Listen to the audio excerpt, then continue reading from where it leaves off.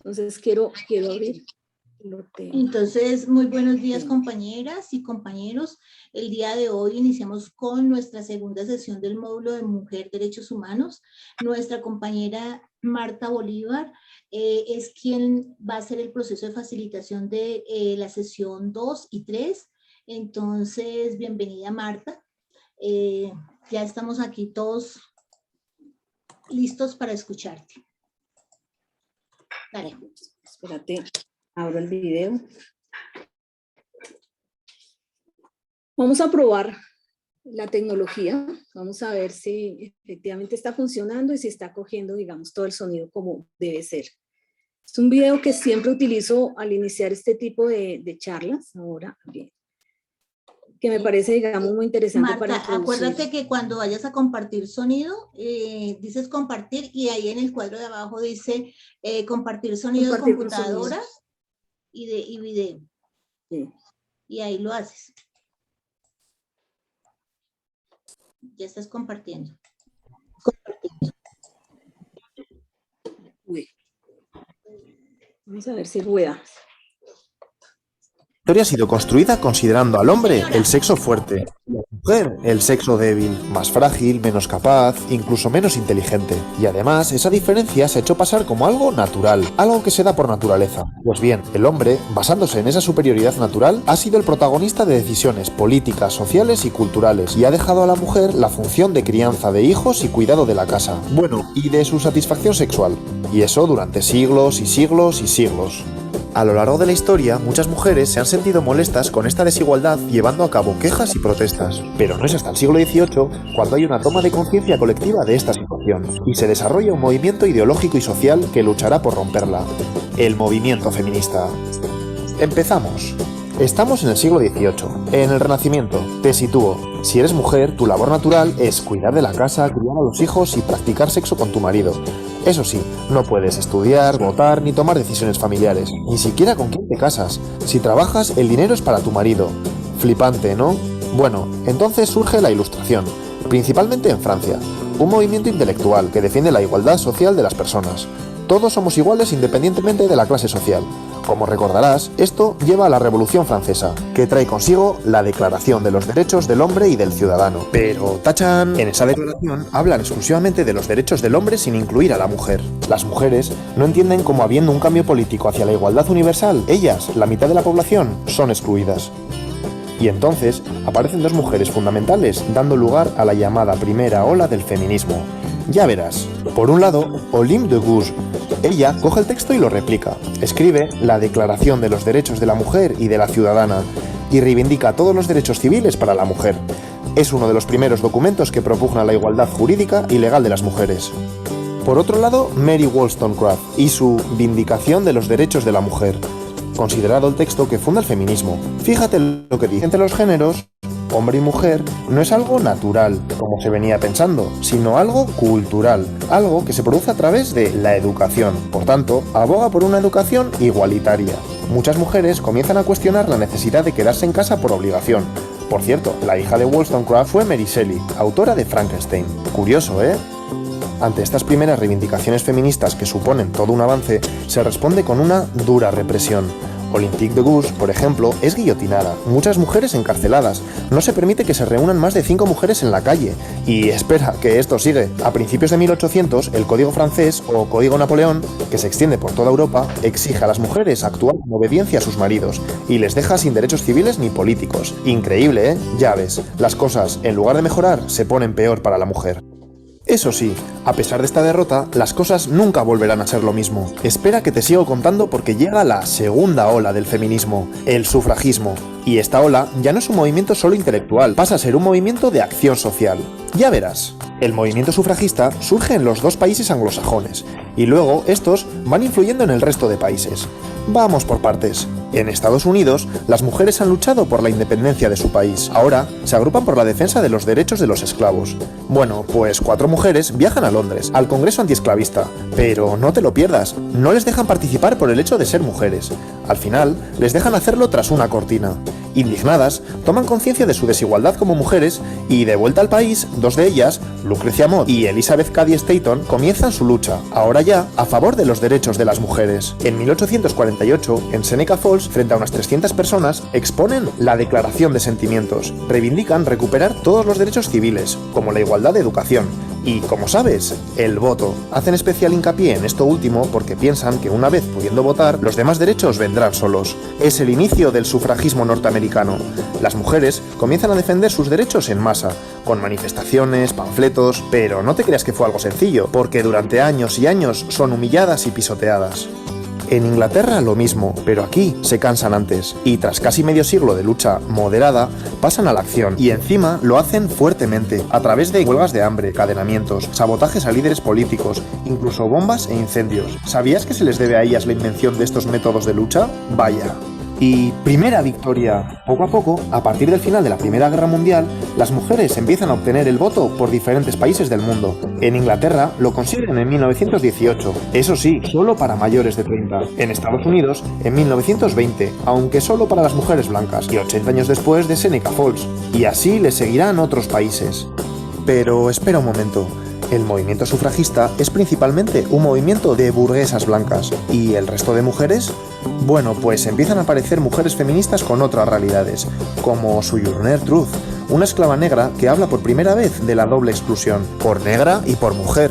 O Flora Tristan, mujer socialista que habla de las mujeres obreras y explica también la doble represión que sufren, de clase y de género. Explica que la mujer es la proletaria del proletariado.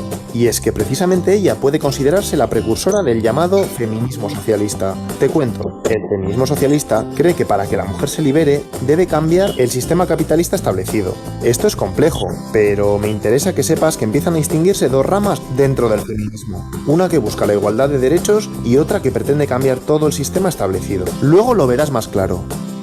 Bueno, pues ahora llega un periodo donde el movimiento feminista se paraliza. Estamos en el periodo entre las dos guerras mundiales. Las mujeres han logrado el voto en varios países, han comenzado a entrar en la universidad y muchas se desmovilizan.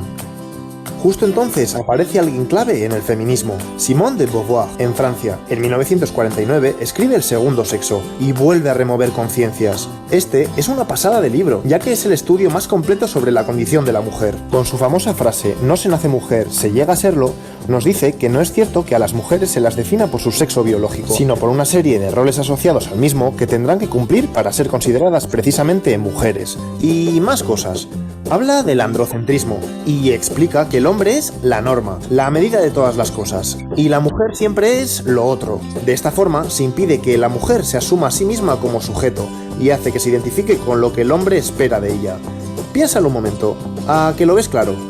Ha comenzado la tercera ola del feminismo. Volvemos aquí. Los hombres han vuelto de la Segunda Guerra Mundial y la mujer está nuevamente en el hogar. Ahora tienen todas las comodidades para ser amas de casa felices. La publicidad lo deja claro. Pero empieza a pasar algo. Miles de ellas se enferman, se deprimen, caen en el alcohol, viven ansiosas. ¿Qué está pasando? Pues entonces llega Betty Friedan, una socióloga que escribe Mística de la feminidad, donde pone nombre al problema que no tiene nombre. Explica que estas mujeres viven insatisfechas en ese estilo de vida aparentemente maravilloso, ya que sienten que están priorizando el cuidado de otros a sus propios deseos. El libro es un bestseller. Muchas mujeres entienden lo que les pasa y comienzan a construir un estilo de vida nuevo. Buena Betty. Pero ella no se queda ahí, también pasa a la acción y organiza junto con otras mujeres Now, el mayor movimiento de la mujer hasta entonces, y que ha ido creciendo hasta la actualidad. ¿Qué buscan? Mejorar el estilo de vida de las mujeres centrándose en temas del ámbito personal. Comienza el feminismo liberal. El feminismo liberal describe la situación de las mujeres como una desigualdad, no como una explotación u opresión. Así que, ¿qué hay que hacer? Pues luchar por cambios hasta lograr la igualdad entre los sexos. ¿La mujer no tiene espacio en la vida pública? Pues hagamos lo posible por incluirla en el mercado laboral y en los puestos de poder. Son los años 60. Seguimos. Se han conseguido los derechos fundamentales y las mujeres empiezan a ocupar puestos de poder. ¿Pero ya está? No, porque ¿qué pasa en el ámbito privado dentro de los hogares? Pues hay malos tratos, desigualdad de reparto de tareas, explotación económica. Es como si se reprodujera dentro de las casas la misma relación de poder del hombre hacia las mujeres que fuera de ella. Cada vez hay más conciencia de esto y surge una nueva corriente feminista que quiere cambiar esta situación. El feminismo radical. Pero no te confundas. Radical de raíz, porque el problema hay que resolverlo desde ahí. ¿Y cuál es la raíz del problema? El patriarcado, el sistema de dominación del hombre sobre la mujer, que se produce en todos los ámbitos: familiar, política, económica, social, científica.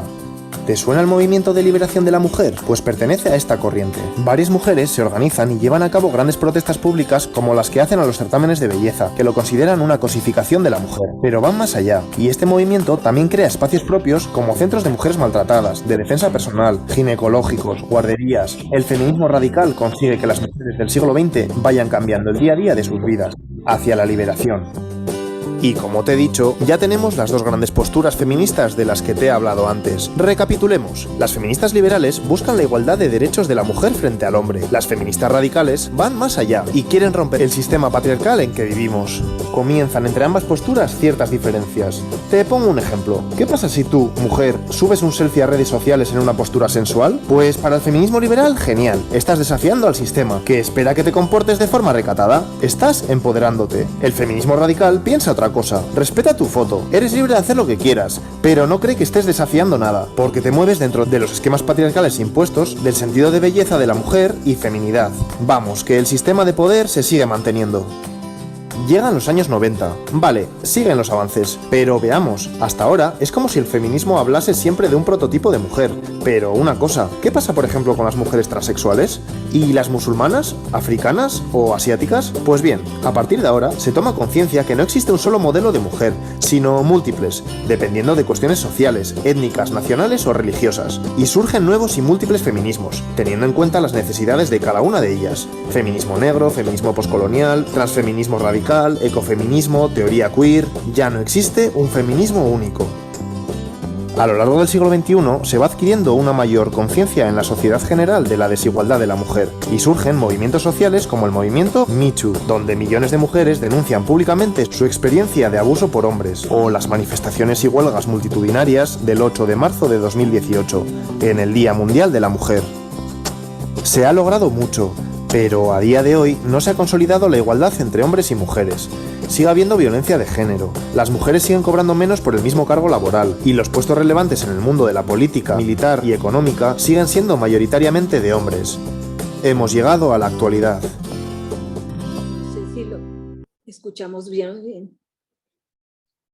Sí, escuchamos súper bien, Marta. Bueno, levántenme la mano quien había visto.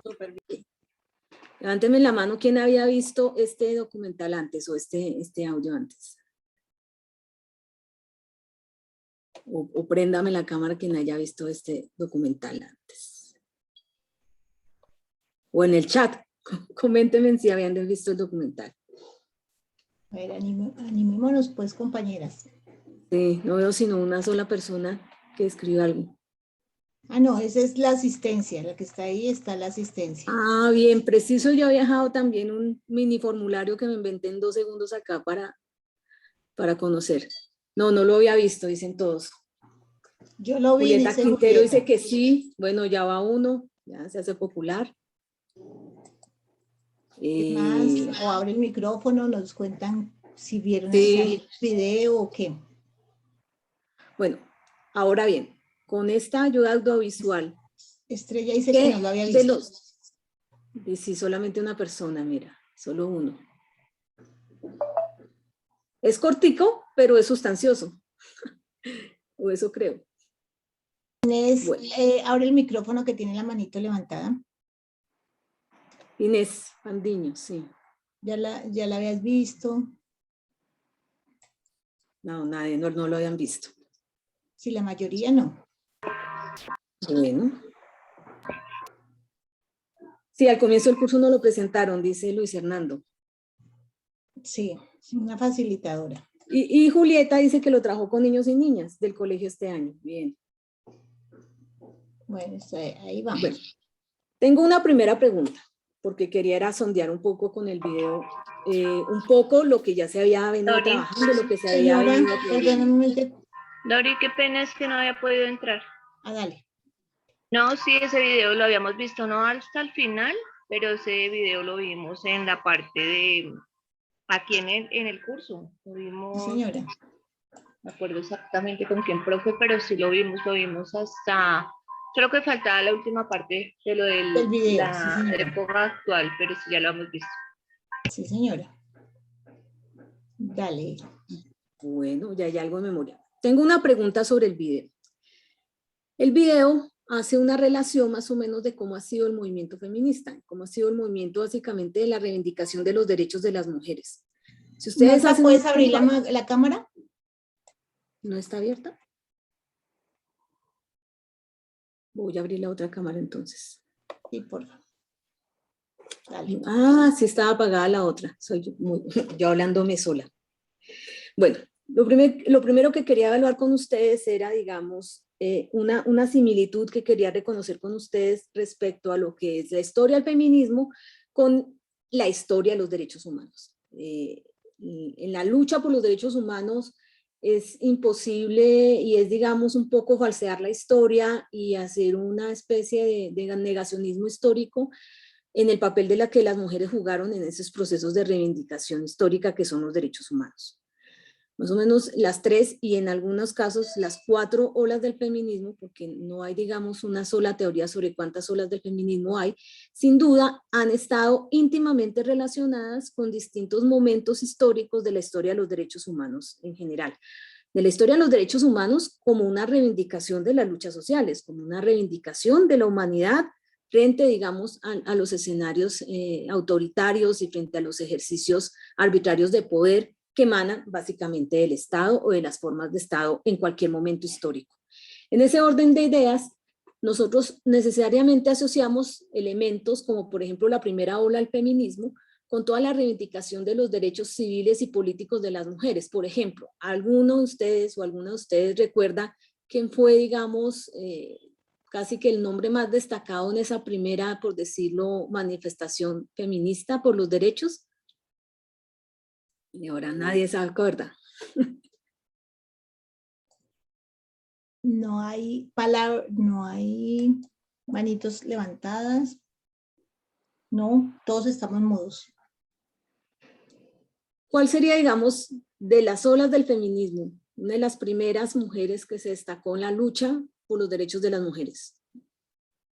Nubia. Nubia. Ay, error. Betsabe, Nubia, En te Colombia. escuchamos. Betsabe, María Cano. Ay, ¿aló? Bueno, Betsabe y María Cano sí son de las primeras mujeres colombianas que luchan en función de los derechos de las mujeres, efectivamente. Exacto, Julieta, pero claro, como Julieta sí se acuerda del video y lo ha trabajado, pues efectivamente Olimpia. ¿Y cuál era básicamente las reivindicaciones de Olimpia, de Gouche, en la Revolución Francesa respecto a los derechos de las mujeres? ¿Qué era lo que se estaba, digamos, reivindicando mediante la Declaración de los Derechos de las Ciudadanas? ¿Qué era lo que se estaba reivindicando en esa primera ola del feminismo? Era precisamente que se hiciera una declaración específica de los derechos de la mujer y de hecho lo hizo. Claro, le costó la cabeza, pero lo hizo. Eso pues, digamos, en ese momento no logró un gran triunfo. Pero me gustaría de todos modos indicar algunos elementos que me parecen interesantes de ese primer momento Yo quiero de las decir luchas. algo, Marta, discúlpeme. Sí, claro, ¿con quién? ¿Con Julieta? No, Dayana, Dayana. pero Antonio nos dice que María Cano y Olimpia para tener voz. Dale, Sí. Dayana, ahora sí. Digamos que en ese momento y esa primera ola, ¿cierto? Quiere como romper y como reivindicar a la mujer, rompiendo como ese esquema de las tareas que han sido encomendadas culturalmente a los sexos, ¿cierto? Y en este caso, pues obviamente como ese papel o ese rol en el que se enmarcan las mujeres de manera permanente. Por eso ellas quieren como sacar ese rol e incluso hacen como, ayudan, por ejemplo, uno de los ejercicios que realizan es, por ejemplo, pegar dentro de las puertas de sus casas o en los muros de sus mismos hogares ese tipo de reivindicaciones y de acciones para visibilizarse como mujeres que no están sometidas a un único rol. Bueno, les voy a hacer una... Andrea no sé si tiene... Andrea Restrepo. Sí, tiene la palabra. Buenos días, compañeras y compañeros. Pues a mí me gustó algo que escuché sobre Olimpia y es que ella pedía lo que era obvio, ¿cierto? Porque era el momento como de esa proclama de los derechos humanos y estaban escritos los derechos humanos del hombre. Ella lo que hizo fue como una adaptación para la mujer y eso le costó la cabeza. Sí, señores. Efectivamente. Y ese concepto de que era lo obvio, donde uno como mujer pensaría que si ellos son ciudadanos, pues, tienen derecho a ser ciudadanas, fue lo que le costó la vida. Esa parte me gusta porque es como lo sencillo, lo que uno creyera que es lo justo, lo que sería el deber ser, pero pues para el sistema patriarcal, ¿no? Diana nos dice que llamar a la insurrección como una forma de salir del rol cultural de la mujer. Hay un elemento que yo quiero rescatar de la significación de Marta, la qué lucha. pena. Romari creo que era que estaba alzando la mano. Antes de... Ay, sí, perdón, es que Marta ha intentado arrancar varias veces, entonces ya vi que iba a empezar y... No, Ale. Ah, bueno. No, es que también en esa parte del video mencionan que la separación entre hombre y mujer, la división entre hombre y mujer no es algo natural, sino que es algo cultural. Y que entonces más o menos lo que decía la compañera anterior, y es que uno pensaría que cuando sale la declaración de los derechos del hombre, pues estaban incluidas las mujeres, ¿no? Pero pues en la realidad se ve que no, que inclusive cuando ellas empiezan a sacar la declaración de la mujer, pues imagínate, le cuesta la vida a, no recuerdo bien el nombre, es que se me hace difícil el nombre. Olimpia. Eso. Entonces, esa caracterización de que no es algo natural, sino que es algo cultural. Gracias. Bien. En la teoría de los derechos, yo voy a seguir arrancando y aún no supe cómo les fue en la clase anterior, espero no estar repitiendo temas, pero me voy a arriesgar porque me parece importante que empecemos la jornada de hoy con esta discusión. En la teoría de los derechos humanos hay dos posiciones filosóficas, dos posiciones epistemológicas, por decirlo de alguna forma. La filosofía en general se divide en esas dos grandes escuelas, por decirlo de alguna forma. Estas dos grandes escuelas en el derecho se reflejan en dos escuelas del derecho que se denominan así. Una, el positivismo o el justnaturalismo, que el positivismo es casi una derivación también de las posiciones naturalistas, y está por otro lado, digamos, las concepciones dialécticas o materialistas históricas. Cuando uno habla del derecho, uno lo puede enfocar desde esas dos dimensiones. Desde una perspectiva justnaturalista, el derecho nace cuando hay un reconocimiento de un soberano, de un soberano que además su fuente de poder es el hecho de que es heredero de Dios, que es el designado de Dios en la tierra, etcétera, etcétera, etcétera. La idea de que los derechos son connaturales al ser humano es una idea muy arraigada en la Edad Media en general. Y es una idea que nace con la Edad Media en términos del pensamiento occidental. Pero no necesariamente todos los derechos humanos tienen como fuente esa relación de soberanía designada, digamos, por una fuente divina o por una fuente natural. Hay otra línea de trabajo, de investigación alrededor del tema de derechos humanos que si bien también es un área del derecho, está enfocada en otro tipo de disciplinas, la antropología, la sociología y hasta la economía. En esa línea del derecho, tú encuentras al derecho como una expresión sociológica, es decir, como un hecho social. Un hecho social que deviene de una relación social que se complejiza y por tanto se reglamenta. Es decir, el derecho no necesariamente nace, digamos, como una aspiración analítica o metafísica, sino que se concentra en una condición histórica, en una situación y en un contexto de orden histórico. Por ejemplo, uno podría decir que efectivamente en la Edad Antigua, es decir, durante el Imperio Romano y la época clásica griega, e inclusive otro tipo de civilizaciones orientales, sumerias, etcétera, establecían en sus cánones político-religiosos, cánones que establecían, digamos, reconocimientos de jerarquías, de derechos y de relación entre las personas y entre las relaciones de poder, es decir, con el Estado. Esos derechos que se adquirían, digamos, en esas relaciones de poder, de todos modos, eran derechos que uno pudiera comparar en algunas ocasiones con derechos que son absolutamente modernos. O sea, no necesariamente, por ejemplo, las mujeres siempre fueron negadas en su condición de sujeto político, de sujeto social y de sujeto ciudadano, por decirlo de alguna forma. Aunque ciudadanía definitivamente es un concepto que solamente se utilizó en la Grecia antigua como la versión más o menos que venimos a conocer después en el Renacimiento y en la Ilustración. Desde la perspectiva clásica del estudio de los derechos humanos, se establece un primer paradigma. Ese paradigma es entender que cuando hablamos de derechos humanos estamos hablando de las relaciones entre las personas y las relaciones de poder, los estados, básicamente. Es decir, es una relación en donde los estados establecen unos límites a su poder frente, digamos, al devenir vital y al devenir libre, digamos, de las personas. Esas concepciones de libertad son básicamente discusiones que tuvo la filosofía política a finales de la Edad Media, o al final, lo que llamamos la Edad Media alta, es decir, cuando ya los principios del Renacimiento y la Ilustración volvieron a traer una discusión en la filosofía que nadie tomaba en cuenta anteriormente, por lo menos durante la época medieval, que era la emergencia del sujeto, o sea, de la individualidad frente al colectivo. La condición de subjetividad, que significa, digamos, el paso de la Edad Media a la estructuración de las sociedades modernas, es lo que se constituye como ciudadano. Esa discusión la abordó Rousseau,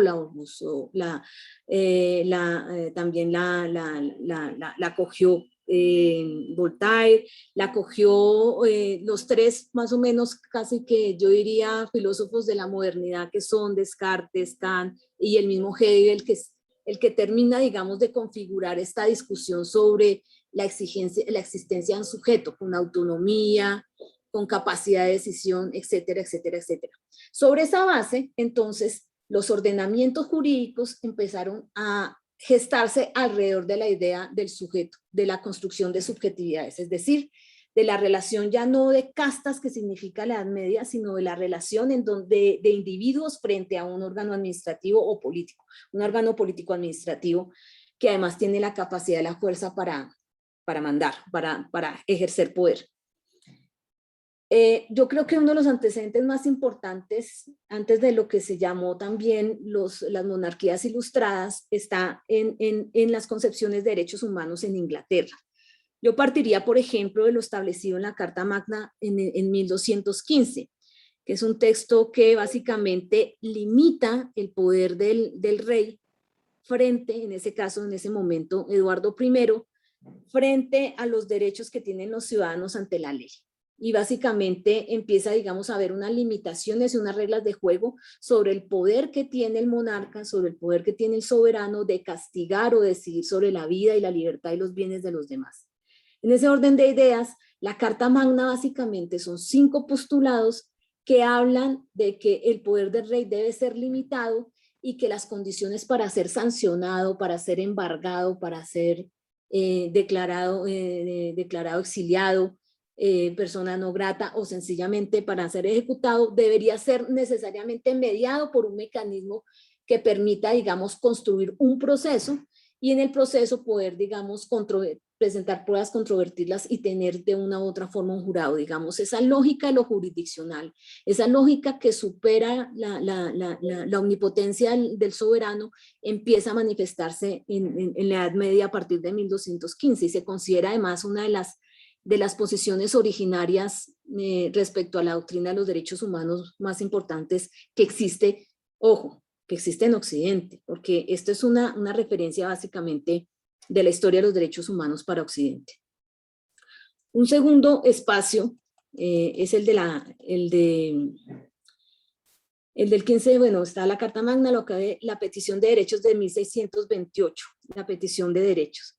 Es una carta que contiene 11 artículos, también en Inglaterra. Es una carta que garantizaba la libertad política e individual al finalizar la guerra con Carlos I, o con los carlistas, y que ya no tuvo necesidad del Parlamento y reinó soberano absoluto hasta su muerte. En realidad en Inglaterra había una estabilidad política bastante importante, pero en medio de esa estabilidad, o sea, la relación del monarca, de la consolidación de un parlamento y de la relación, digamos, con la comunidad o con los siervos o con los miembros de esta sociedad, no siempre fue, digamos, en términos generales, no siempre fue jerarquizada. Cuando subió Carlos I, subió en el marco de una crisis de liderazgo, en el hecho de que no había heredero legítimo que viniera, digamos, a continuar con la dinastía.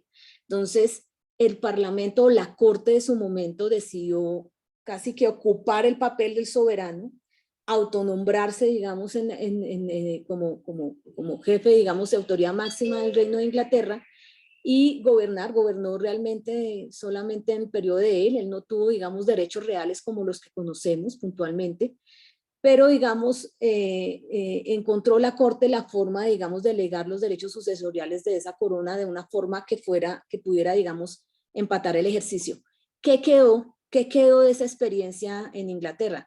Quedó un parlamento fortalecido, es decir, la misma ausencia de poder o la misma falla de poder generó necesariamente que la Corte, en ese caso, la Corte de los que nosotros hoy conocemos como la Corte de los Lores, asumieran, digamos, un papel protagónico en la definición de las situaciones jurídicas. Asumió también, por ejemplo, el papel de legislar y regular situaciones de gobierno. Eso es cosas tan particulares como, por ejemplo, asumieron la capacidad para la constitución o la designación de jueces de pequeñas causas, de jueces de causas comunes. Es más, la palabra jueces del circuito viene precisamente de la designación y la forma en que en esa época se dividió el Reino de Inglaterra para poder hacer la administración de justicia.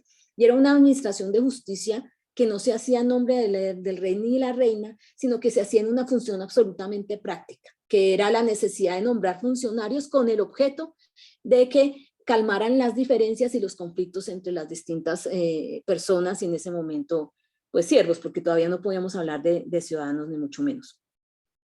En el marco, por ejemplo, de esa Constitución de Derechos salió también el tema del habeas corpus en 1679. Hay que decir, no sé si ustedes sepan qué es el habeas corpus. Habeas traduce con muéstrame el cuerpo, básicamente es lo que traduce el tema del habeas corpus. El habeas corpus es un mecanismo mediante el cual básicamente se le endilga al Estado la responsabilidad de responder por sus actos y por las detenciones que provocaba, digamos, en el marco del control social que ejercía. En ese orden de ideas, el habeas corpus era una garantía más a los temas del proceso. O sea, el aporte que hace Inglaterra en todo este periodo premoderno todavía, está precisamente en la consolidación de lo que nosotros conocemos como los procesos o como los procesos judiciales. Es decir, la necesidad de concebir, ¿sí? Y ahí viene Montesquieu después y todo esto de concebir el Estado también desde la dinámica de una independencia de poderes y una especie de control de los mismos. En realidad, esa designación que hizo, digamos, la corona en su momento y la casta noble en su momento, de darle una independencia al tema del sistema judicial, obedecía más a una necesidad de racionalizar el trabajo mismo de la Corte, de descentralizar también todo el trabajo que significaba, digamos, tener la potestad de definir sobre los litigios de las personas.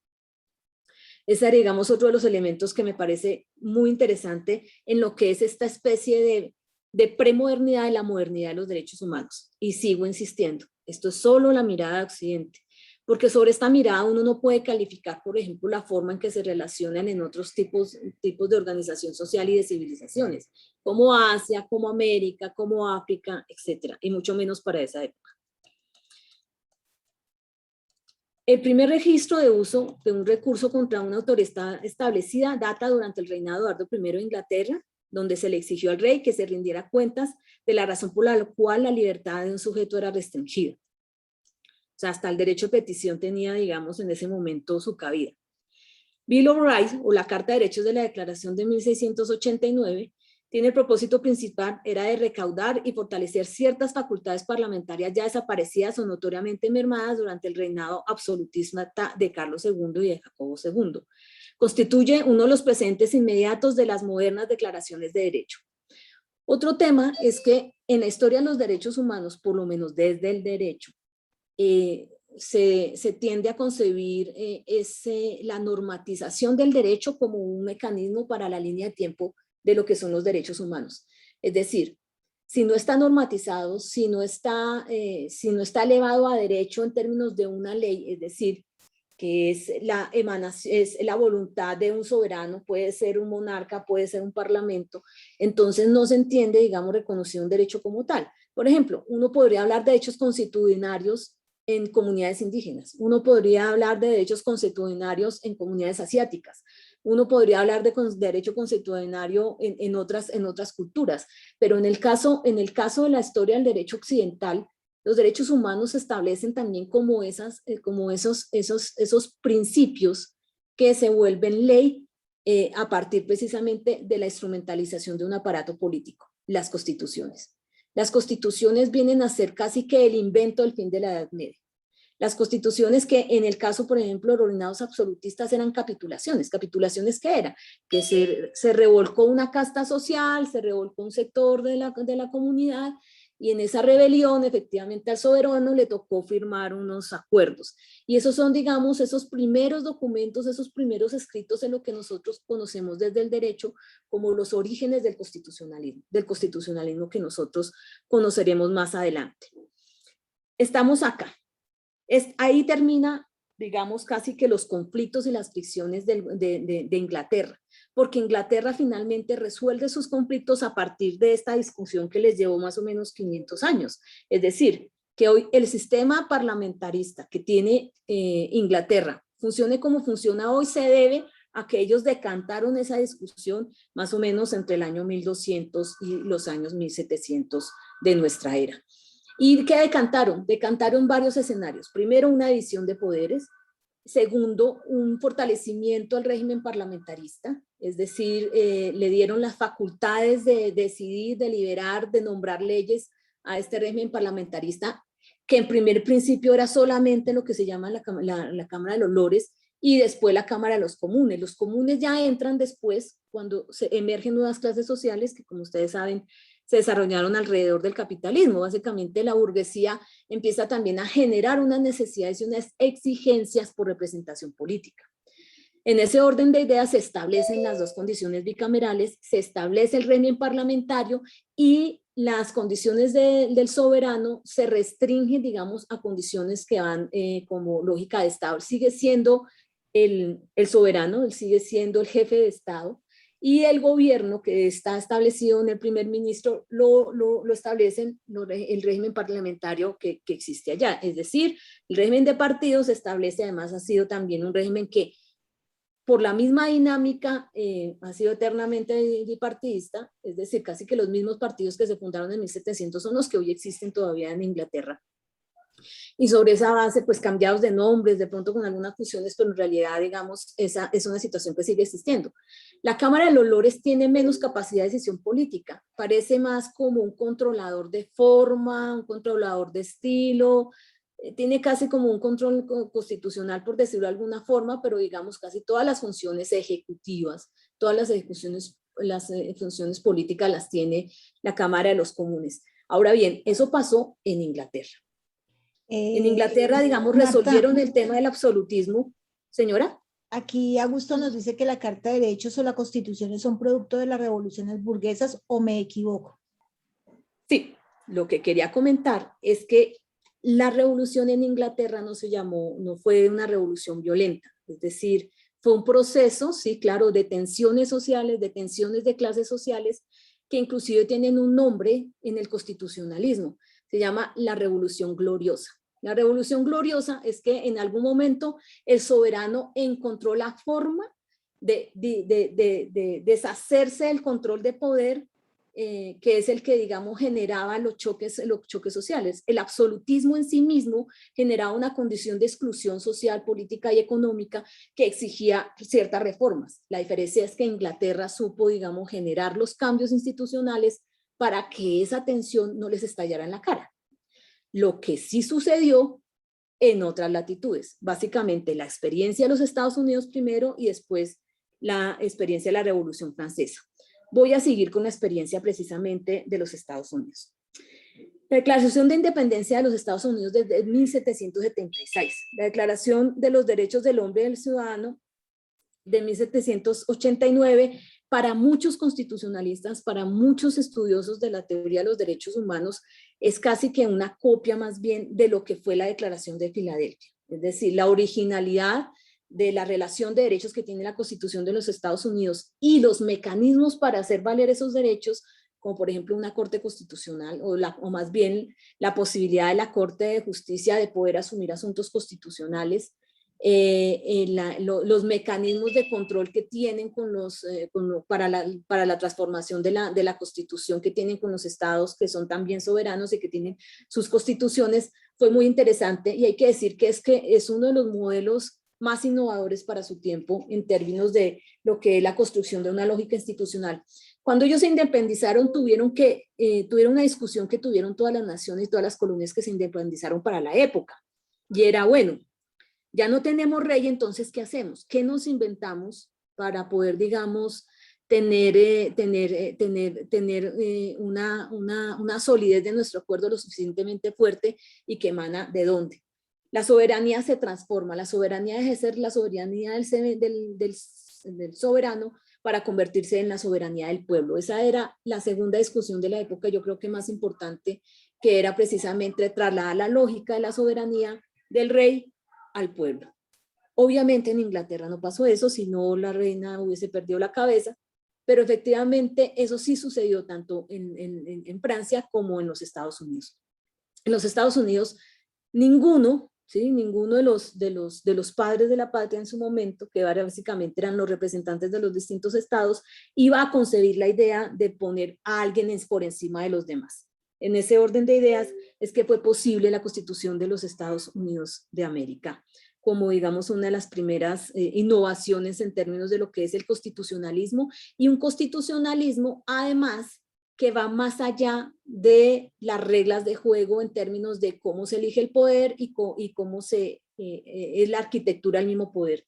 Habla que la razón por la que están todos juntos es defender las libertades y los derechos de los hombres. Obviamente, todavía las mujeres siguen siendo un sujeto de no derechos, y estamos hablando básicamente de invenciones jurídicas que están referidas básicamente a la concepción de una comunidad de hombres blancos, adultos, alfabetos, y que además tenían capacidad económica. La circunscripción de la condición de ciudadano tenía una interpretación casi muy similar a la que tenía, no sé, un patricio en Roma o un ciudadano griego, y era precisamente que es las reglas de juego de una comunidad específica, de una comunidad de personas, en este caso, como lo acabo de decir, hombres caucásicos, alfabetos y con recursos económicos. Esa, digamos, sigue siendo la connotación de quienes tienen y no tienen derechos en ese momento, y a quienes se refieren como ciudadanos en términos generales. Vale resaltar también, por ejemplo, la Constitución del Estado de Virginia de 1776, la Declaración de los Derechos del Hombre y Ciudadano de la Revolución Francesa del 89, la Declaración de Independencia de América. Yo quiero hablar un poco también de lo que significó la Revolución Francesa. La Revolución Francesa, de todos modos, fue... Ay, qué pena. ¿Me regalan un segundito? No, qué pena. ¿Aló? Estoy en un Zoom, Doc.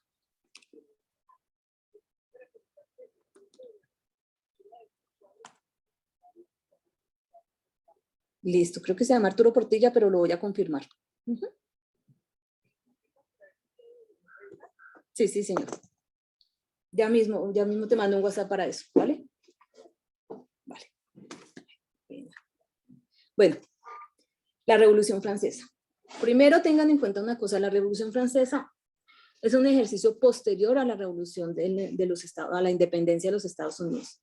La independencia, además, cuando uno se pone a esculcar las razones por las cuales se generó ese estallido social, porque está de moda decir estallido social, es precisamente las condiciones de déficit fiscal que tenía el rey Luis XVI en su momento. Y una de los problemas económicos que circundaba su corte era precisamente la financiación que dio para la guerra independentista de los Estados Unidos. En ese orden de ideas, uno puede decir que la Revolución Francesa sí viene a ser precursora de la Revolución Norteamericana, de la emancipación norteamericana, pero también viene a ser, digamos, su víctima de alguna u otra forma. La Declaración de los Derechos del Hombre y Ciudadano tiene una característica muy similar a la Constitución de los Estados Unidos.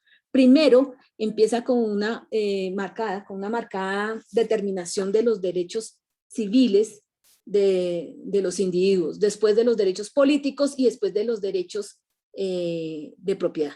Es decir, son los tres eslabones que tenían mayor interés para generar una cohesión social y la construcción de un nuevo Estado o de un nuevo régimen.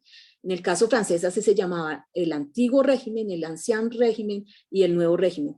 Y ese nuevo régimen estaba establecido sobre esas tres grandes pilares. De modo que los llamados derechos civiles y políticos o los derechos de primera generación están asociados básicamente a esas tres cosas. Los derechos a la vida, los derechos a la propiedad y los derechos a la participación política como el voto. Entonces, tenemos estas tres dimensiones.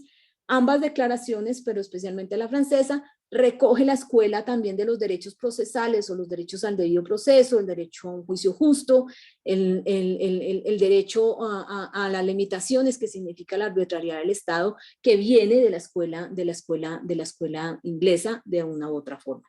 Esos son, digamos, como los cuatro puntales. Ahí es donde llega Olympe. Olympe de Gouges, que tenía un sinónimo en su momento como María Gouges, escritora, dramaturga, pamfletista, política francesa, es la autora precisamente de este documento que conocimos en el documental de la Declaración de los Derechos de la Mujer y la Ciudadana. Una de las angustias principales, digamos, que establece esta Declaración de las Mujeres, y como lo dijo hace no mucho una compañera, comparándolo con cuáles son las reivindicaciones pues, de la misma Declaración de los Derechos del Hombre y del Ciudadano, era poder hacer que las mujeres pudieran tener la condición de, por ejemplo, manejar sus propios bienes. Eso era una cosa que si algo ha sido, digamos, un patrón determinante para impedir el derecho de las mujeres es su autonomía económica.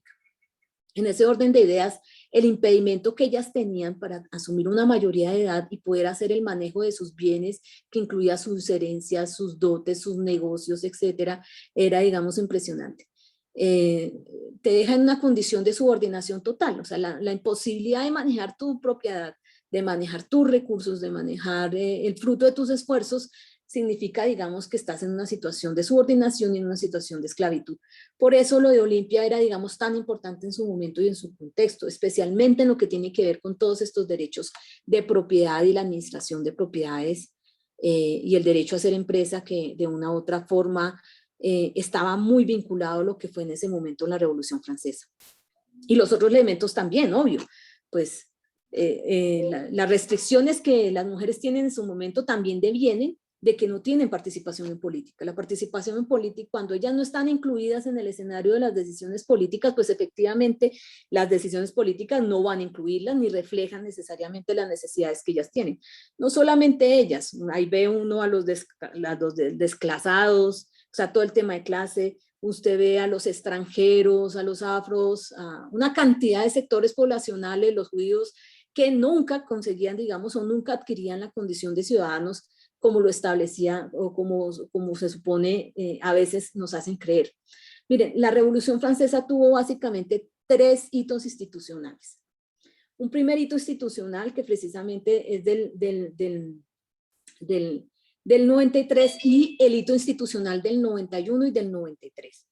El del 91 tiene esa particularidad.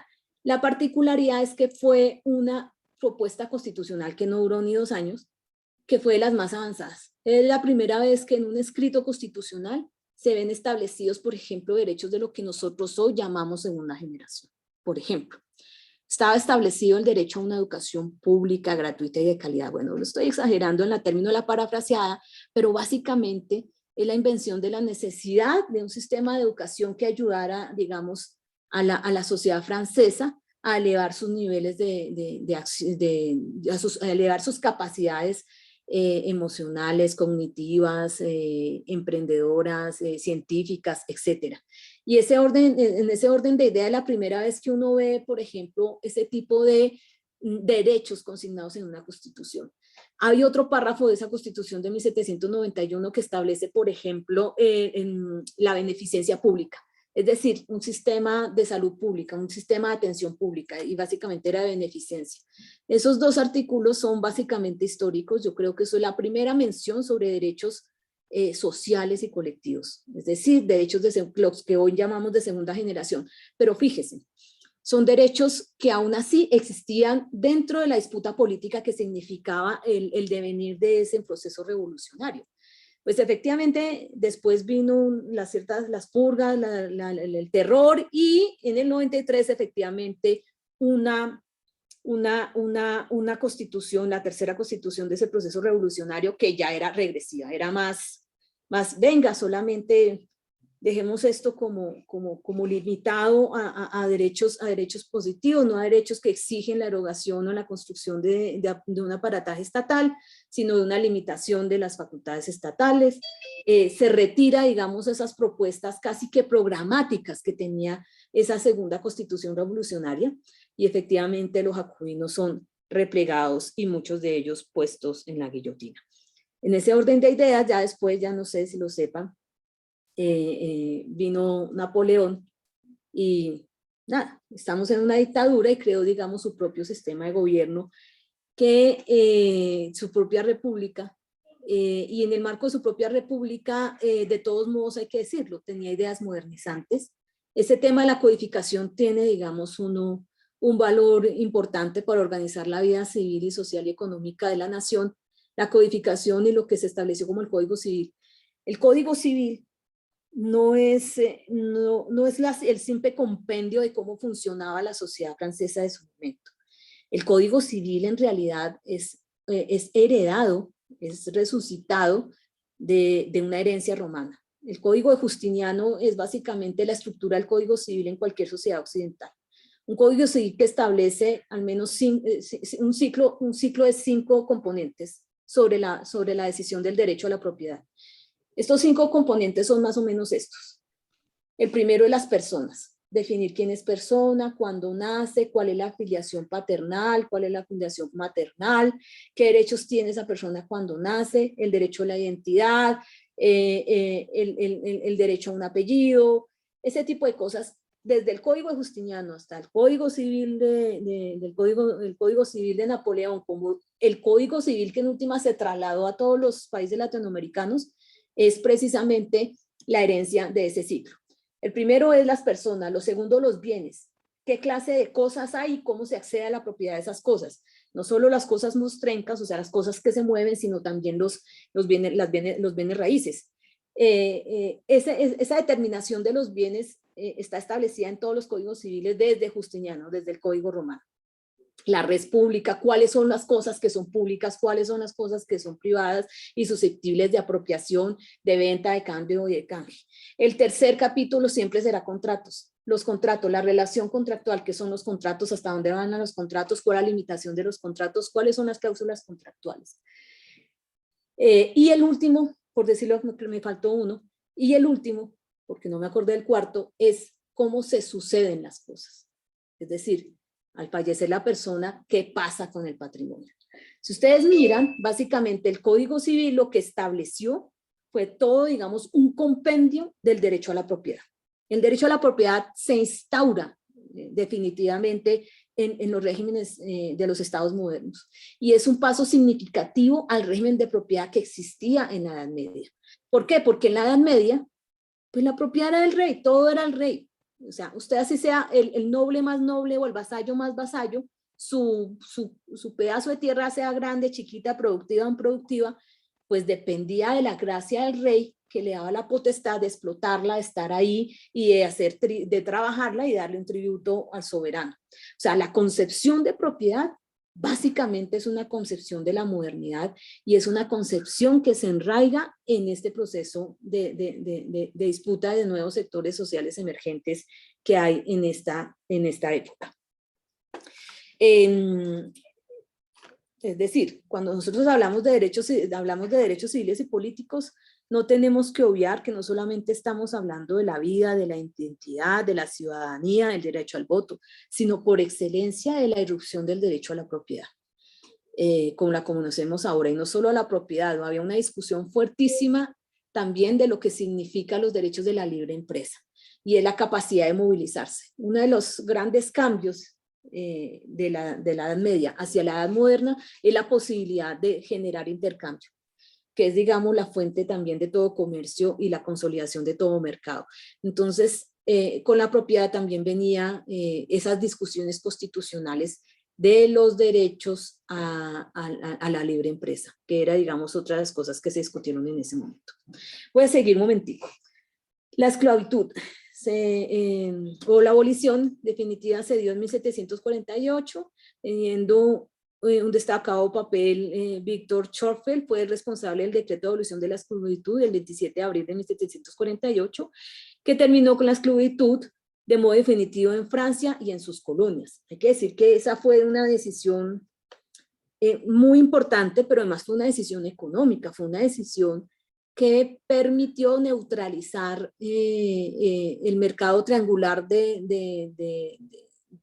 mercado triangular es básicamente el barco que sale de Europa, se va a África, recoge esclavos como mercancía, y los esclavos vienen a América, los dejan como mercancía y llenan los barcos de riquezas americanas en distintos, básicamente minerales, y vuelve a España. Eso es lo que se llama el comercio triangular. Y resulta que básicamente Francia estaba por fuera del juego en la medida en que no estaba comercializando esclavos. Al liberar a los esclavos acaba el negocio, básicamente. Esa es, digamos, también una de las posiciones, pero también hay que reconocer que las posiciones de la Ilustración, de un humanismo renovado, también significaron un papel importante para darle la condición definitiva de ciudadanos o de hombres libres a quienes eran esclavos. Yo creo que de todos modos eso juega un papel importante, porque si usted porque lo primero que tiene que hacer para que haya un reconocimiento de que la otra persona es capaz de sí misma y que tiene derecho a sus libertades, es que nosotros reconocemos un sujeto con esa persona, que nosotros reconocemos a alguien que tiene valía, alguien que tiene capacidades y alguien que tiene, digamos, la posibilidad de desarrollarse a su libre albedrío. Y eso es, digamos, algo que también se le debe de todos modos a la filosofía de la época. Para rematar, digamos, esta primera, por decirlo, ola de los derechos humanos, en donde todos nos jugó un papel el movimiento de mujeres, por lo menos en lo que significó la Revolución Francesa, yo diría que esa es como el primer factor o el primer paso, lo que significa las primeras reivindicaciones de lo que nosotros llamamos los derechos de primera generación. Voy a salir un momentico de la presentación. No sé si hasta aquí, que he hablado mucho, hay alguna pregunta. ¿Alguna duda, alguna inquietud? Iris tiene la palabra, que tiene la manito levantada hace rato. Iris, puedes abrirla. Sí, señora, ya. No, es que, bueno, pues es que yo creo que ya la profe lo expuso, pero pues me gustaría, pues no sé, de pronto preguntarle, es que a mí siempre me ha llamado mucho la atención como la aparición de la construcción del Estado, precisamente para que sea un regulador precisamente de los derechos, ¿no? De los derechos, pero digamos, visto a la subordinación, es decir, ser ciudadano de un Estado, digamos, históricamente, sobre todo en los países europeos, está condicionado a ciertas condiciones para la regulación. Entonces, no sé, su merced, pues yo pienso que, digamos que esa figura del Estado moderno ha sido precisamente una, digamos, como reafirmar ese paradigma positivista, es decir, como de objetivizar la vida en sociedad. No sé, profe. Sí, sí te escuché. En realidad sí, es que estamos hablando, por ejemplo, de la irrupción de un nuevo sujeto y de una nueva relación económica. Entonces, necesariamente, tanto la nueva clase social, que ya no se asocia, digamos, a un poder de castas, como se establece en las sociedades que tienen estas características medievales, pues efectivamente genera la irrupción de cambios revolucionarios, y de cambios revolucionarios significa nuevas élites, nuevas arquitecturas institucionales y nuevas relaciones de poder, pero también en este caso una nueva relación de producción. En eso también, digamos, me gusta subrayar mucho estos temas de derecho a la propiedad que emergieron en el marco de estas revoluciones.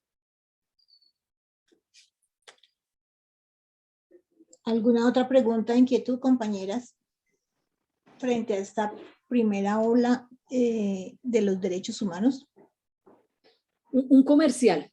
En el debate de la Constitución de 1791, ay, se me olvidó el nombre, qué pena.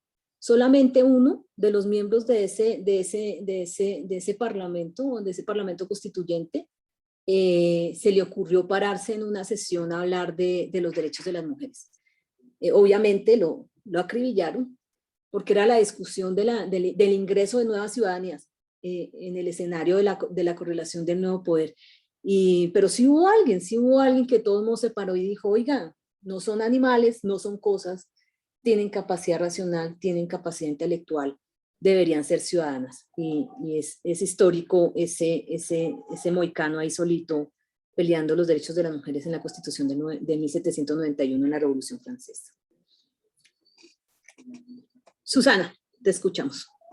Es como un apuntecito ahí, que hay un libro que se llama El mío Cid o el Cid Campeador, y es cuando Ruy Díaz Vivar, que cuando la profesora comentaba que el rey tenía el poder, entonces él fue un caballero que a pesar de todo lo que le hizo el rey, él siempre le seguía tributando y honrando al rey.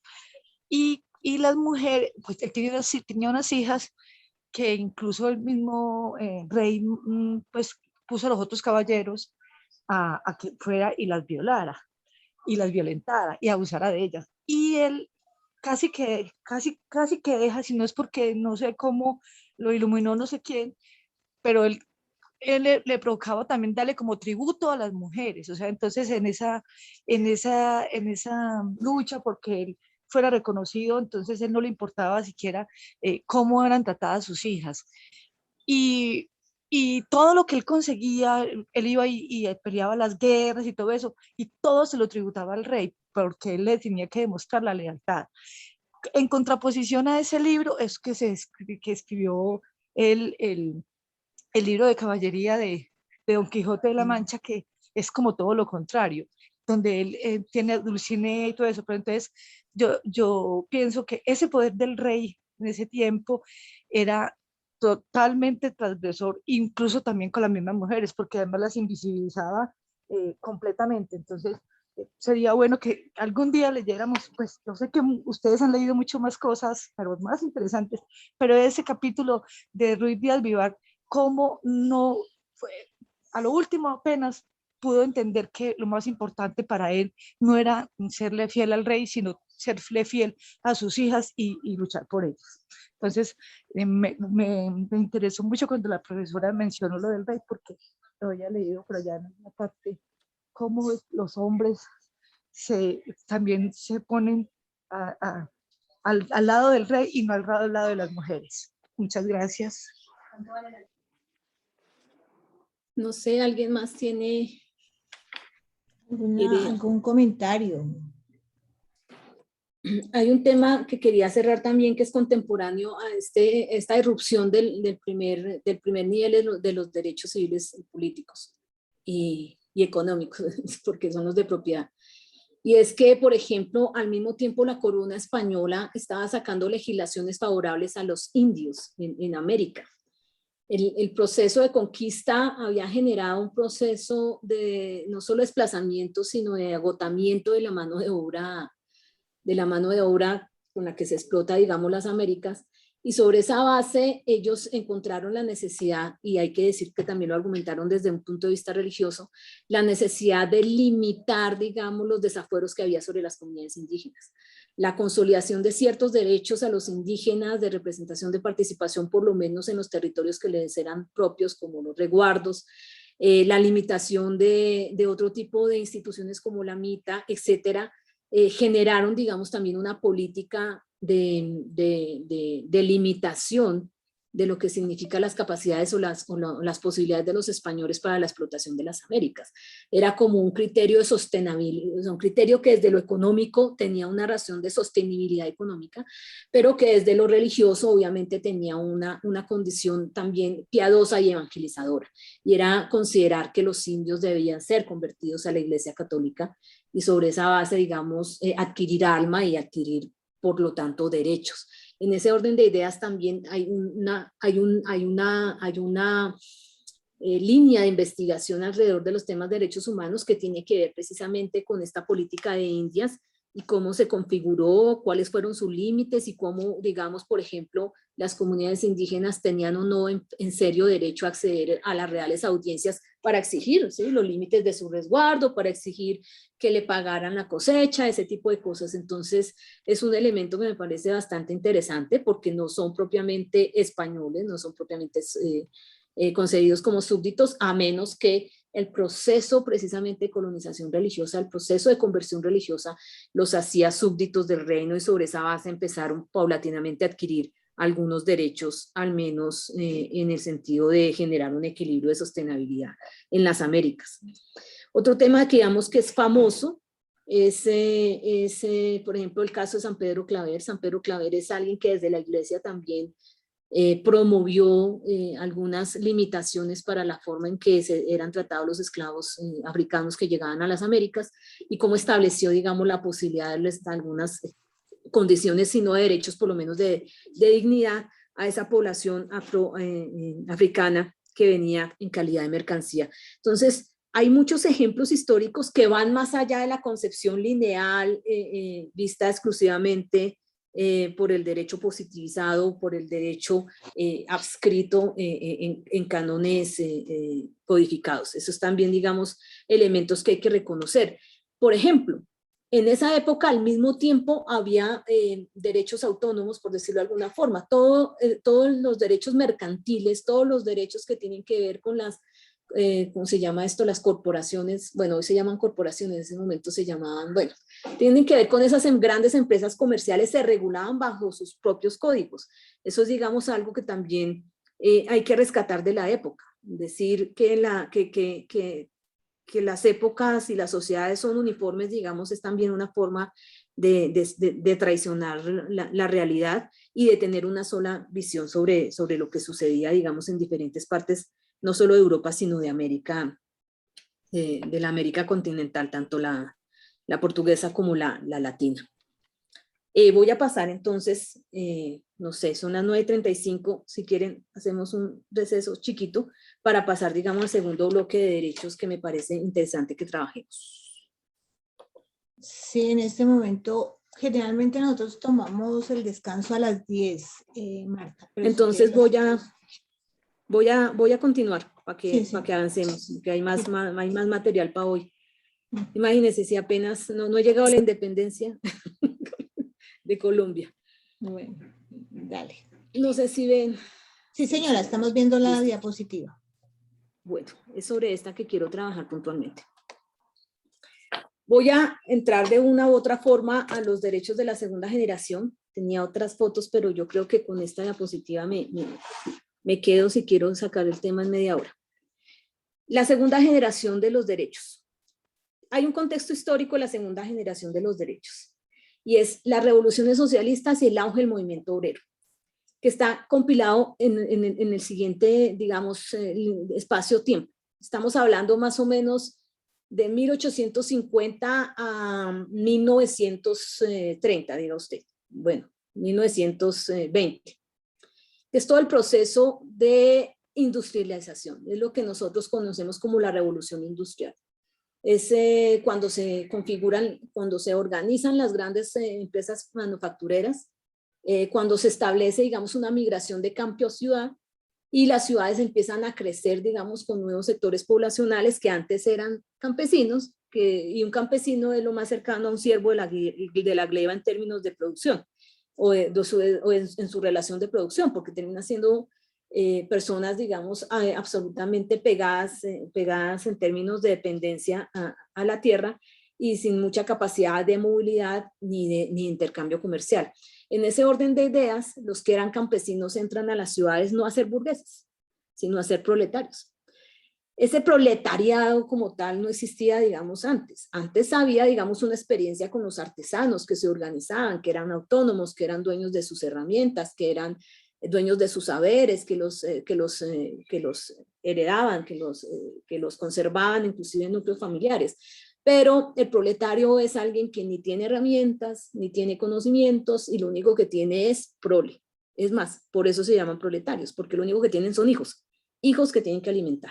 En unas condiciones, pues, la planificación urbana no ha sido, digamos, el ejercicio con el que surgió la modernidad, es decir, cuando se empezaron a consolidar las revoluciones industriales, nadie estaba en el gobierno diciendo, pues creemos barrios obreros, desarrollemos a lagunas, abramos escuelas, no. La condición de la gente que venía a vivir a las ciudades a depender de un salario en una fábrica, además a destajo, con unas jornadas laborales inmundas de 20 horas todos los días a la semana, indistintamente que seas hombre, mujer, niño, viejo, no importaba, y sobre esa base, pues efectivamente empieza a generarse una nueva condición de choque social y en este caso de lo que nosotros conocemos como lucha de clases. Miren, de esa época uno puede hablar al menos de tres momentos. Un primer momento que lo constituye los llamados socialismos utópicos. En general, por ejemplo, la misma Flora Tristán se asocia, digamos, con ese proceso de emancipación y organización humana del proletariado. Básicamente, ella primero hace un estudio muy interesante sobre las reivindicaciones de las clases trabajadoras, sobre la necesidad de su organización para poder negociar bajo la presión condiciones sociales dignas. Y sobre esa base, pues estamos hablando básicamente de derechos. Eso obligó a muchas naciones a, por ejemplo, cambiar políticas sociales y generar ahora sí, digamos, políticas que permitieran, digamos, atender de una u otra forma algunos mínimos de la población. En ese orden de ideas es como la primera fase. Entonces, por ejemplo, lo que nosotros llamamos ese socialismo utópico básicamente se establece entre 1830 y 1860 más o menos. Yo diría que hasta la Comuna de París, que es cuando ya Marx empieza, digamos, a fortalecer una estructura analítica sobre el mercado y sobre los procesos sociales que constituye, digamos, la fuerza para la constitución de nuevos partidos políticos de carácter socialista y de carácter revolucionario. Es decir, se plantea una ruptura con la idea de la ciudadanía establecida con Hegel, bueno, antes de Hegel, Kant, antes de Kant, los ilustrados, en donde se consideraba que todos éramos iguales y la condición de igualdad se daba por naturalizada. Lo que establece precisamente esta negociación en este contexto histórico y que la crítica central del marxismo a la concepción de los derechos humanos es que es una falacia liberal, es una falacia de estas revoluciones burguesas considerar que los derechos se dan en igualdad de condiciones para todas las personas. Es decir, que yo sea mujer analfabeta y que no tenga posibilidad de mi autonomía económica me hace diferente en condiciones de igualdad ante la ley. Que yo sea extranjero, que yo sea pobre, que yo sea demasiado viejo o demasiado joven, termina siendo, digamos, una condición que diferencia las condiciones materiales frente a la ley. La segunda generación de derechos humanos nace del reconocimiento de la diferenciación social y económica que tienen las personas. Es decir, que no todos los ciudadanos somos iguales. ¿Ya? ¿Qué pasó? Ya es que tenía un micrófono abierto. Es decir, que no todos los ciudadanos somos iguales. Y que el papel del Estado no es solamente, digamos, no hacer, es decir, una libertad negativa. El papel del Estado no está en no agredir, en no impedir, en no encarcelar, bueno, no. El papel del Estado empezó a tener, digamos, un cambio diferente, y era en la medida en que era necesario también conservar la paz social, era necesario generar políticas que permitieran que estos estallidos sociales se neutralizaran, o que hubiese, digamos, una posibilidad de que desde lo público, desde lo común, se pudieran resolver estos conflictos de orden social. Conflictos que básicamente, ¿qué son? Es un trabajo digno, la vivienda, la salud, la educación, el cuidado de la vejez, el cuidado de los niños, digamos, todo este tipo de elementos que nosotros hoy llamamos derechos económicos, sociales y culturales, fue el tema de discusión diario de esas generaciones, es decir, de las generaciones que compusieron lo que significó esta revolución industrial y toda la movilización social que esa revolución industrial significó. Ese es el contexto histórico de la segunda generación de los derechos humanos. Y otro que, por ejemplo, no está en el video. A mí me gusta el video, me parece que el video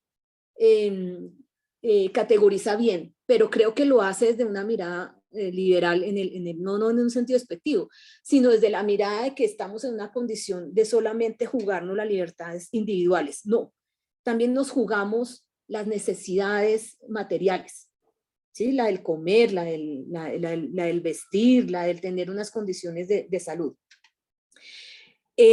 A tal punto, ¿sí?, que a principios de los años del siglo XX, o sea, 1900, lo que empezamos a ver fue revoluciones por todos lados, ¿sí? Por poner un ejemplo, la Revolución Mexicana, por poner un ejemplo.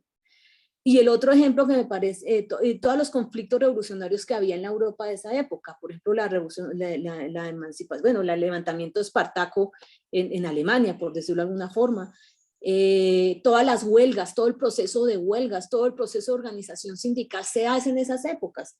Acordémonos que, por ejemplo, el 1 de mayo es de finales del siglo XIX, o sea, como posición de los trabajadores. Es decir, esa segunda generación casi que es un parto histórico de los movimientos sociales, y específicamente del movimiento de los trabajadores, que digamos fue la punta de lanza o la vanguardia de todas esas reivindicaciones. A tal punto que, por ejemplo, uno de los hitos que no estaba en el video, y es a eso a lo que me refería, es el de la Revolución Rusa de 1917. Yo diría que casi que con precisamente no solo la Revolución Rusa, sino el final de la Primera Guerra Mundial, hay una reconfiguración de lo que es el modelo social y económico y también de lo que son los estados.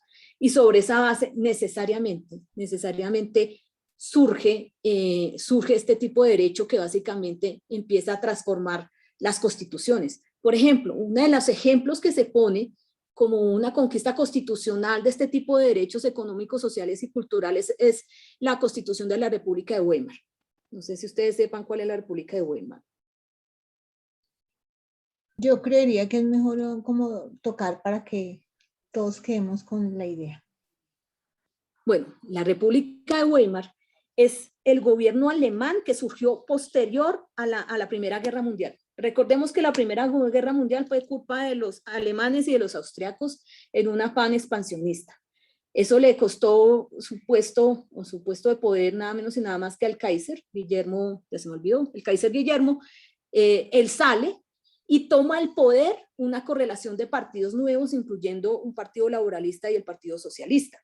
En ese orden de ideas, ellos configuran un nuevo estado en donde excluyen, hay que decir, la República de Weimar excluye, por ejemplo, a los sectores más revolucionarios del proletariado y de los partidos. Se cierra, digamos, en lo que se llama una salida socialdemócrata y crea una constitución con derechos. No solo los de primera generación, no solo los de propiedad, sino aquellos derechos económicos, sociales y culturales a los que me he venido refiriendo, que ya no son los de las libertades, sino los de las necesidades, entendiendo, por ejemplo, nuevas lógicas, como decir que todo desarrollo económico es un desarrollo de todos, no de uno solo, que la riqueza y el desarrollo de las naciones debe ser, por ejemplo, redistribuido.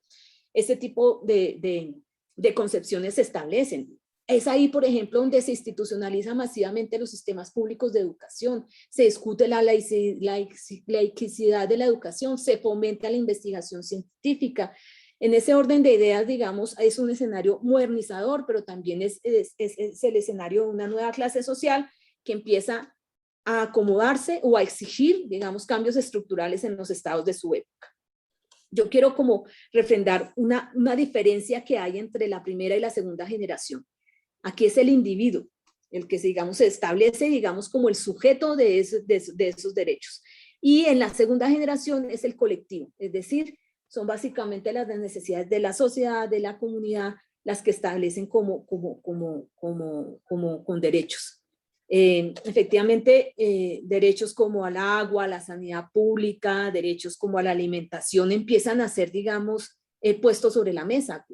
Desde la apertura de comedores públicos, ancianatos, orfanatos, empieza a ser una discusión de los estados y una discusión de sus constituciones. Y para eso la experiencia como más clara fue precisamente la Constitución de Weimar. El otro tema, como lo dije, ¿cuál era el presupuesto del Estado en los derechos de primera generación? Las libertades formales, o sea, la igualdad ante la ley. Y en el caso de la segunda generación es empezar a concebir las nociones de Estado social, Estado social de derecho. Miren, hay un elemento en este momento histórico. Por ejemplo, nuestro video sobre feminismo solamente habló en esta época, ¿sí?, de que aún estaban para esta época las mujeres exigiendo la reivindicación del voto, pero al mismo tiempo el movimiento social ya estaba haciendo reivindicaciones de salud, educación, trabajo, vivienda, salubridad pública y hasta soberanía y seguridad alimentaria. En ese orden de ideas, la Revolución Rusa es una expresión tanto de las libertades formales para las mujeres como de ciertas garantías sociales para el conjunto de la comunidad y del movimiento en su conjunto. Ese es como el elemento. La sola Revolución Rusa significó que las clases de élite del resto de Europa, inclusive Estados Unidos, asumiera posturas también de desarrollo de políticas sociales con el objeto de evitar estallidos sociales. Miren, otra cosa que surgió después de la Revolución Rusa y después de la Primera Guerra Mundial, en 1919, es nada menos y nada más que la Organización Internacional del Trabajo. A veces cuando hablamos de los derechos humanos se nos olvida que la OIT es predecesora de la ONU y es predecesora en muchos sentidos de cualquier otro organismo internacional que tuviera además como eje cohesionador el tema de los derechos, y en este caso no tanto de los derechos como de la mediación de los conflictos que la reclamación de esos derechos estaba ejerciendo sobre la sociedad de la época. Estamos hablando de una sociedad que a punta de movilización, de organización sindical, había conquistado las 3.8, que a punta de organización y movilización había conquistado regulaciones especiales para el trabajo, entre las que estaba, por ejemplo, el tema dominical, en el que estaba la reducción de jornada, en el que estaba, por ejemplo, el reconocimiento de salarios a niños y mujeres, en el que estaba elementos tan sencillos como el derecho a la huelga.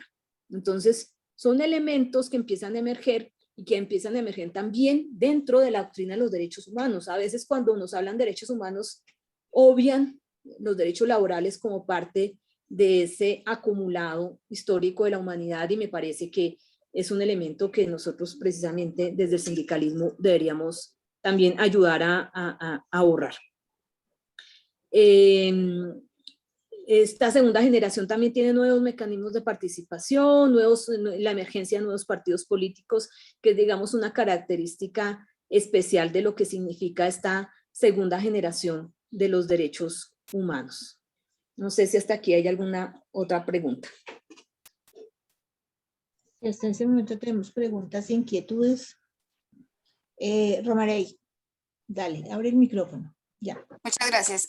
No, me parece muy importante lo que nos plantea la compañera sobre el tema de la mujer en la Revolución Rusa, porque sí es una diferencia con ese reconocimiento formal de los derechos de las mujeres en la Declaración de los Derechos del Hombre, y ya en la revolución sí es como realmente una cantidad de logros que se hicieron de parte de la revolución hacia el tema de las mujeres. Me parecen muy importantes algunos temas que cuando nosotros indagamos un poco sobre esto, uno ni se imagina que en 1917, por ejemplo, se legalizó el aborto, se dejó de perseguir a los homosexuales por su condición, se legalizó también el divorcio, se materializaron muchos derechos de las mujeres que para esa época fueron muy importantes, ¿sí? Por ejemplo, allá en realidad sí se logró que se construyeran esos jardines infantiles para que las mujeres pudieran ir a trabajar, se logró, por ejemplo, gran parte de la socialización del trabajo doméstico, se toca el tema de la familia, que es un tema tan vetado, por ejemplo, en Colombia, sobre el papel que juega la familia como una institución que digamos, no permite que se cambie el status quo y que tiene gran parte de esos derechos de propiedad que muchas veces hacen que los niños y las mujeres no puedan realmente ser libres, ¿sí? Se toca, por ejemplo, también el tema del amor libre, de la incorporación de las mujeres a la producción, en fin. Yo creería que todo lo que pasó en la Revolución Rusa por el lado de las mujeres y también de los derechos merecería como un apartado diferente, como, ¿sí? Para poder profundizar realmente en todo lo que se logró en la Revolución Rusa. Gracias. Sí, efectivamente, una de las cosas que quería hacer ver del video es que se comieron este pedazo. Y este pedazo es supremamente importante. No solamente lo acabas de decir, lo acabas de poner en el enfoque de mujeres. Imagínense, poder manejar tus cosas, poder manejar tu vida, poder manejar tu reproducción, que los hijos no sean tuyos, sino del Estado, de la sociedad, la posibilidad de divorciarse, o sea, no eras el objeto del marido, o sea, una cantidad de cosas que las mujeres del resto del mundo adquirieron 20, 30, casi 50 años después, o en los peores de los casos nosotras, que ahí sí fue a finales del siglo XX que conseguimos como a las patadas todo. Hay que decir que, por ejemplo, en Latinoamérica, mientras estos procesos emancipatorios giraban en Europa, incluyendo Rusia, en Latinoamérica se disputaba, por ejemplo, entre la influencia de la Revolución Mexicana, que incluía una reforma agraria y una modernización y un reconocimiento de derechos masivo, pero también muchas reformas liberales en varios estados del Cono Sur, por ejemplo, en Argentina, en Chile, la reforma de Córdoba, la reforma universitaria. Fue para esa época que las mujeres adquirieron, digamos, su derecho al voto y a la ciudadanía, en muchos de esos casos también el derecho a manejar sus propios patrimonios. En el caso de Colombia, no sé si recuerdan, nosotros perdimos esa guerra, la guerra que ganaron los liberales en el resto de lugares, la perdimos acá. La guerra de los 1000 días significó un retroceso significativo en lo que hubiese podido ser la implementación de una serie de reformas. Tal vez nosotros las mujeres hubiésemos podido votar antes del 67, hubiésemos de pronto podido votar en el 20 o en el 25, si los procesos de tensión política en Colombia hubiesen sido diferentes, si no hubiésemos tenido que cursar por una hegemonía conservadora durante principios del siglo XX. Eso es digamos, una realidad de apuño que a veces, digamos, no queremos decirnos de frente, pero que es importante y significativa. Es en el marco de esa mirada conservadora que nace el sindicalismo en Colombia, y nace de una forma muy dura, muy cruel. Digamos, eso es algo que les voy a mostrar en la segunda unidad, de cómo ha sido el ciclo de violencia antisindical en Colombia, y cómo ese ciclo ha tenido una condición perenne desde el principio de los tiempos. La persecución sindical, las limitaciones a la libertad sindical y en general a los derechos de los trabajadores llegó bastante tarde con respecto a otras naciones del mundo. Estamos hablando de que, por ejemplo, los primeros convenios de la OIT que hablaban, por ejemplo, del tema de temas de la máxima explotación, o sea, que hablaba, por ejemplo, del horario, de estrategias de un salario justo, de mecanismos de negociación colectiva, etcétera, y nosotros los venimos a ratificar solo hasta el año 33, mientras que efectivamente son convenios que nacieron con la OIT en el 2019 y un poco impulsados por el afán de no dejarse coger de la Revolución Rusa. Y sobre esa base hay que decir que a nosotros todos estos procesos de transformación, de cambio, nos han no solo llegado tarde, sino que no han podido ser en gran medida porque los mecanismos de represión y de control social en Colombia son brutales, no solo los de la fuerza, no solo los de la violencia, sino también los simbólicos. Por ejemplo, ¿cuál fue el centro de la discusión de la Revolución en Marcha? El centro de la discusión de la discusión en la Revolución en Marcha era si la propiedad tenía o no una función social. Si la propiedad tenía una función social. Es decir, si el Estado podía exigirle al rentista, al que tenía un montón de fanegadas ociosas, que las pusiera a producir o que se las entregara a quien las pudiera producir. Y con indemnización previa, ni siquiera con expropiación a rajatabla. Y con expropiación de medios de producción, ni mucho menos. Pero la discusión es tan acérrima, tan cavernaria como lo puede ser ahora. En un momento en donde todo el mundo era generando procesos de modernización de sus economías, de procesos de industrialización, etcétera, etcétera, etcétera. Yo quería, bueno, para no enredarme, sí, porque tendría que salir de aquí, prestarles, por ejemplo, la atención, bueno, no, igual lo voy a hacer, por un segundo no me voy a perder de nada.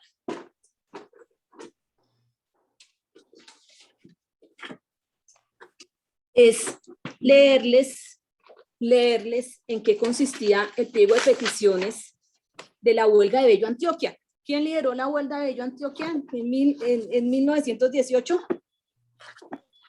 Betsabe. Exacto. Betsabe Espinal. Señoras, pues yo quería un poco, a ver si lo encuentro. Aquí está. Entonces dice lo siguiente. En el periódico El Luchador comenzó a lanzar consignas a favor de la huelga. Obreras, arrancando por obreras. Esto es muy, muy, muy simpático. Obreras, obreros, contribuyan con algo, con algún óvulo para sostener a todo trance la huelga de nuestras hermanas, las obreras de Bello. Oficinas del periódico El Luchador. Otro clasificado en el periódico El Luchador. Las obreras de Bello han dado un hermoso ejemplo de energía. Jamás se verá una huelga más justa, más espontánea, más oportuna. Esta vez queda demostrado que la mujer sirve para algo, más que para arreglar la casa y criar hijos. Es un espectáculo digno de verse y meditarse. Esas obreras rebeldes que no quieren continuar bajo el yugo del amo explotador y que se retiran en un momento dado, cueste lo que cueste, de esa cárcel oscura de la fábrica, donde toda inequidad tiene un asiento y en donde todo su ruido monótono hace su habitación. Esto era lo que publicaban en el periódico la misma organización obrera en su momento.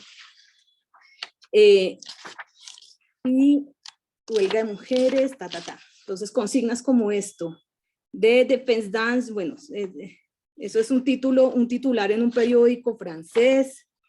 Huelga de mujeres de fábrica en Colombia, una joven de 23 años, estoy leyendo periódicos de la época, una joven de 23 años ha puesto en jaque a una importante fábrica textil en Bello, pequeña población fabril del departamento de Antioquia, región situada en el noroccidente de Colombia, la señorita Betsabe Espinal, que representa la voz de 400 obreras y lidera la intempestiva rebelión, presiona a sus directivos a cambiar las leyes de la empresa a grito de no más injusticia.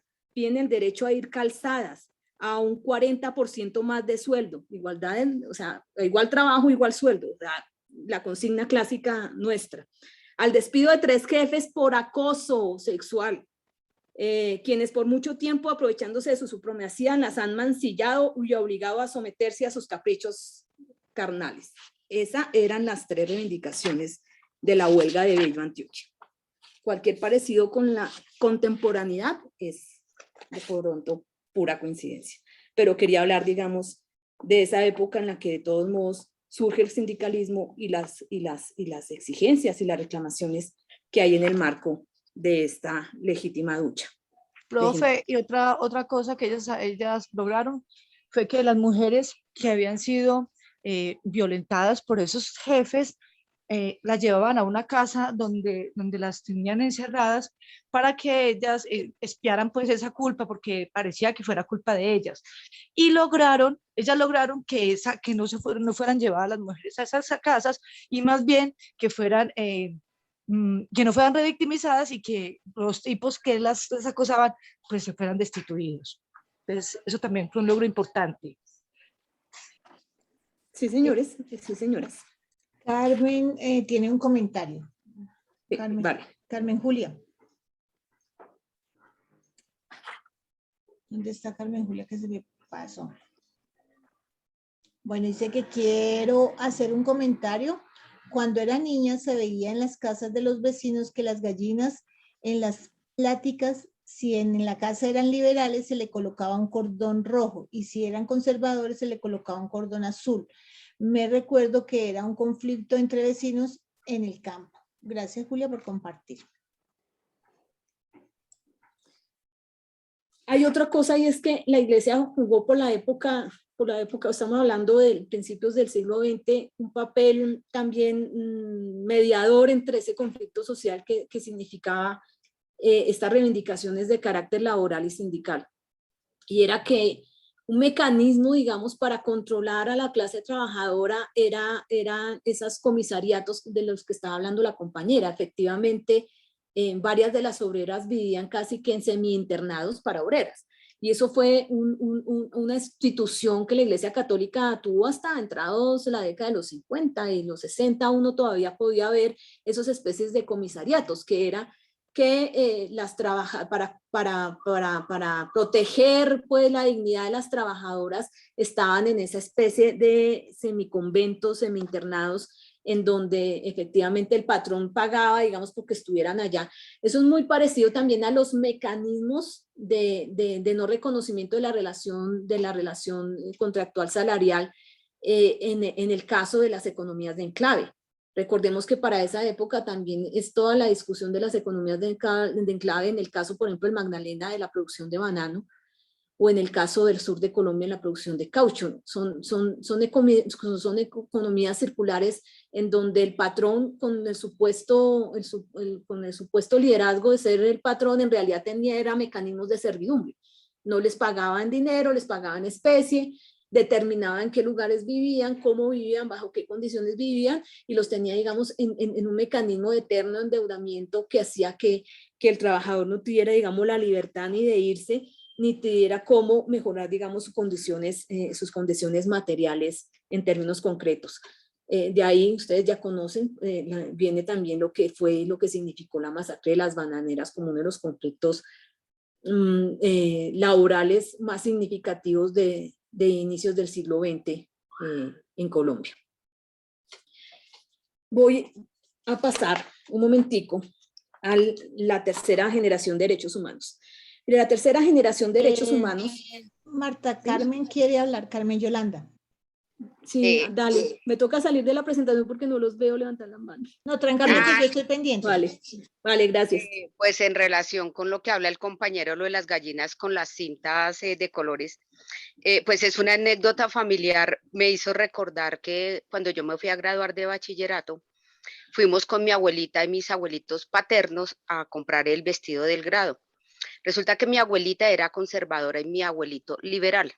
Y fue un lío comprar un vestido yendo con ellos, porque uno escogía el rojo y el otro el azul. Y uno con los abuelitos, ¿qué hace? Pues la verdad me tocó comprar un vestido rojo y uno azul para evitar el conflicto entre los dos. Porque era más el conflicto entre los dos, más que uno poder comprar un vestido. Entonces eso me hizo recordar pues el comentario que hizo el compañero con respecto a las gallinas. Eso era todo. Bueno, muchas gracias, Carmen. La tercera generación de los derechos. La tercera generación de los derechos está asociado básicamente al ciclo que devino después de la Segunda Guerra Mundial. Estuvimos tan locos, que casi acabamos con la humanidad entera, que acabamos con el planeta a punta de bombas nucleares, de todo lo que significó, digamos, esa contienda bélica. De tal forma que, digamos, emergió, digamos, una categoría de derechos que iba más allá de los derechos individuales o las libertades formales, que iba más allá de las necesidades materiales y de que constituían casi como derechos de las siguientes generaciones. En muchos casos, cuando uno habla de la tercera generación de los derechos, está hablando del derecho que va más allá de uno en su condición de libertad individual o en su condición de necesidad material. Y sobre esa base es que se estipulan, por ejemplo, en el marco de la consolidación de las Naciones Unidas, cosas tan básicas como, por ejemplo, el derecho al desarrollo, el derecho a la paz, el derecho al medio ambiente, todo el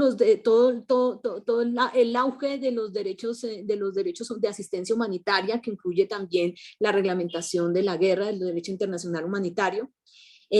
Emergen nuevos sujetos, ¿sí? Por ejemplo, no solo, por ejemplo, los pueblos, la cultura, la inmaterialidad por ejemplo, el patrimonio histórico, la vitalidad de las comunidades indígenas. Recordemos el convenio que habla, por ejemplo, todos los convenios de la OIT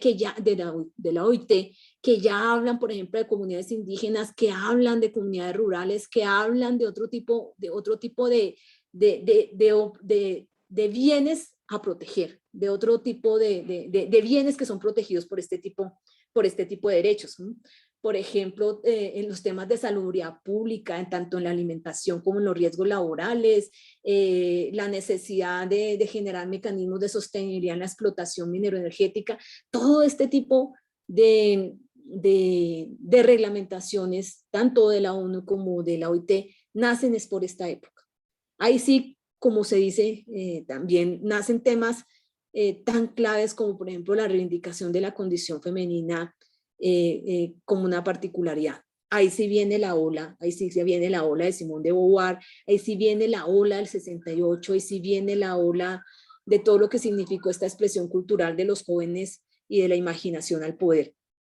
Todos estos derechos de orden cultural, de orden inmaterial, que habla de los derechos de las siguientes generaciones, pero que habla de lo que nos es común más allá de nuestras condiciones particulares, es lo que digamos, se refleja como derechos de tercera generación. Hay un fortalecimiento de la sociedad civil, estamos hablando también del fortalecimiento de las expresiones de que no todo es precisamente una relación frente al Estado, sino que hay, digamos, cosas o fenómenos sociales que corresponden a la dinámica de movimientos y procesos de orden cultural y de orden social.